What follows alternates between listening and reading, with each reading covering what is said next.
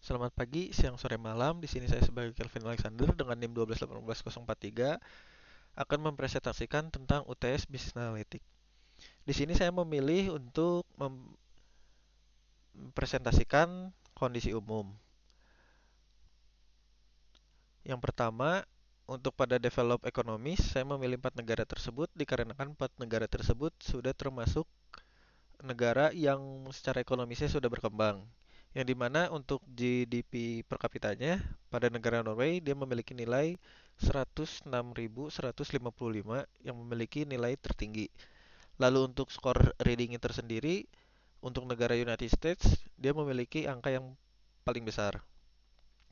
Lalu untuk secara matematiknya untuk negara yang paling besar itu jatuh kepada negara Jerman.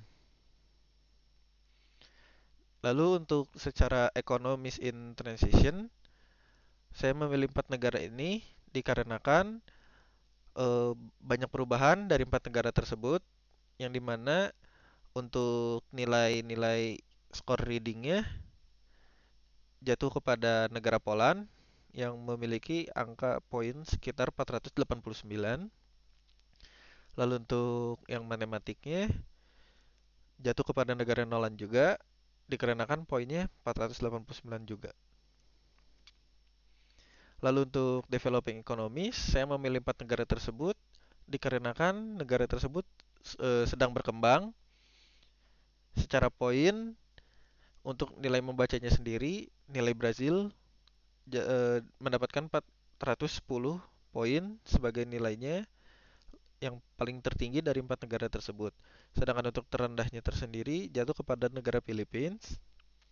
Lalu untuk secara matematiknya jatuh kepada negara Thailand, yang dimana nilai Thailand ini memiliki 394 poin, yang dimiliki ini sebagai nilai poin paling tinggi dibanding 4 negara lainnya.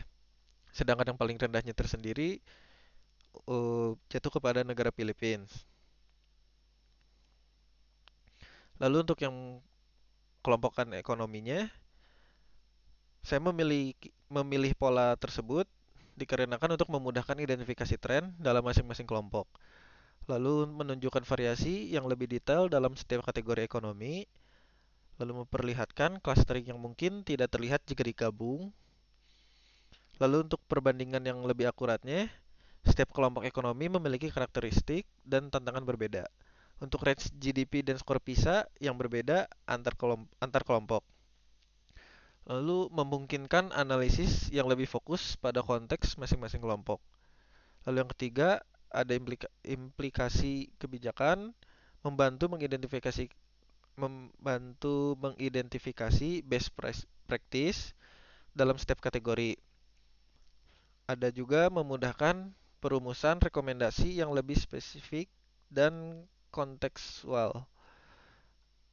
Lalu ada juga memungkinkan benchmark yang lebih relevan. Lalu yang keempatnya itu adalah visualisasi yang lebih informatif.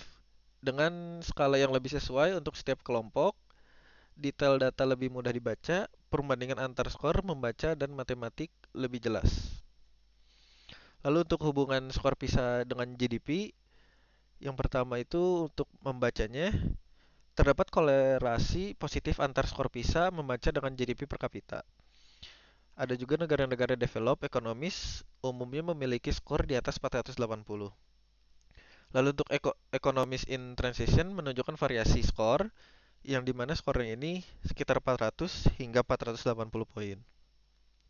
Lalu untuk developing economiesnya cenderung memiliki skor di bawah 400. Lalu untuk hubungan skor PISA matematika dengan GDP, korelasi positif juga terlihat antar skor matematik dan GDP.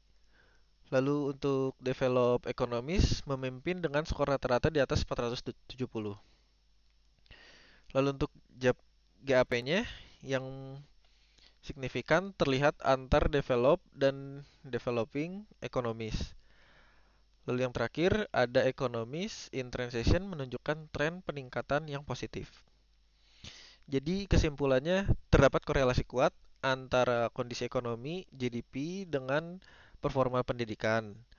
Lalu yang kedua, dan negara dengan GDP lebih tinggi cenderung memiliki sistem pendidikan yang lebih baik. Lalu untuk yang terakhir, investasi dalam pendidikan terlihat sebagai faktor penting dalam membangun ekonomi. Sekian presentasi dari saya. Terima kasih.